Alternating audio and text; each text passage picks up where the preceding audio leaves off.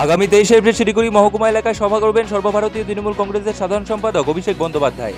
ইতিমধ্যেই তার প্রস্তুতি শুরু করেছে জেলা তৃণমূল নেতৃত্বরা। সাংবাদিক বৈঠক করে একথাই জানালেন দার্জিলিং জেলা তৃণমূল কংগ্রেসের সমতলে সভানেত্রী পাপিয়া ঘোষ। লোকসভা নির্বাচনে দ্বিতীয় দফায় ভোটদান হবে দার্জিলিংয়ে। 26 এপ্রিল রয়েছে নির্বাচন। তার আগে 23 এপ্রিল শিলিগুড়ি মহকুমা পরিষদের অন্তর্গত নকশালবাড়ি ব্লকের উত্তরাতে একটি জনসভা করবেন অভিষেক বন্দ্যোপাধ্যায়। দার্জিলিং লোকসভা কেন্দ্রে তৃণমূল কংগ্রেস মনোনীত প্রার্থী গোপাল লামার সমর্থনে এই সভা করবেন তিনি। রবিবার শিলিগুড়িতে দার্জিলিং জেলা তৃণমূল কংগ্রেসের দলীয় কার্যালয়ে সাংবাদিক বৈঠক করে একথা জানান দার্জিলিং জেলা তৃণমূল কংগ্রেসের সভানেত্রী পাপিয়া ঘোষ। তিনি আরও বলেন, বিভিন্ন সরকারি জায়গায় বিজেপির পক্ষ থেকে ব্যানার পোস্টার লাগানো হচ্ছে। এ বিষয় নিয়ে নির্বাচন কমিশনকে অভিযোগ জানানো হলেও সঠিকভাবে তারা কোনো পদক্ষেপ গ্রহণ করছে না।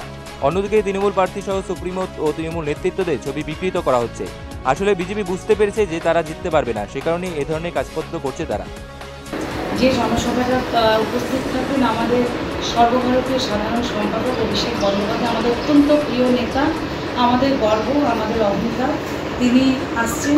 সেটা আমাদের যে সভাটা হবেন, গত দুদিন আগে আমাদের কাছে এই রাজ্য থেকে নির্দেশ এসে পৌঁছান।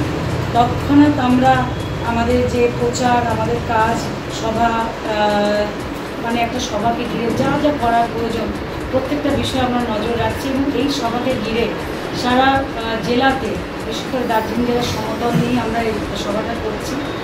ভীষণ একটা উন্মাদনা রয়েছে তিনটে বিধানসভাতেই, মাটিগাঁও নকশালবাড়ি বিধানসভা, কাশিগাঁও বিধানসভা, শিলিগুড়ি বিধানসভা।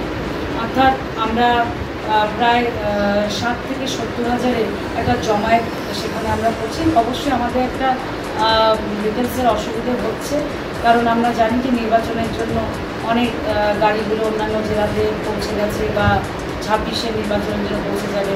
বিশেষ করে আমরা লক্ষ্য করছি যে সরকারি যে জমায়েতগুলো যে সরকারি জায়গাতে তারা ফ্ল্যাগ ফেস্টুনগুলো লাগাচ্ছেন, ব্যানারগুলো লাগাচ্ছেন, যেটা কিন্তু আমরা ভীষণভাবে অ্যাভয়েড করার চেষ্টা করছি। অনেক সময় ভুলে সত্যি হয়তো আমাদেরও হয়ে গেছে, তৎক্ষণাৎ আমরা কিন্তু নিজেদের ভুলটা শুধরে নিতে চাইছি, কিন্তু তারা সেটা করছে না। তারা গায়ের জোর এবং নির্বাচন কমিশন তাদের ব্যক্তিগত করে রেখেছেন। তারা ইডি সিবিআই নিয়ে বারংবার এই দলকে ভয় দেখাবার চেষ্টা করেছেন। তারপরেও মানুষ কিন্তু মমতা বন্দ্যোপাধ্যায়ের পাশে রয়েছেন।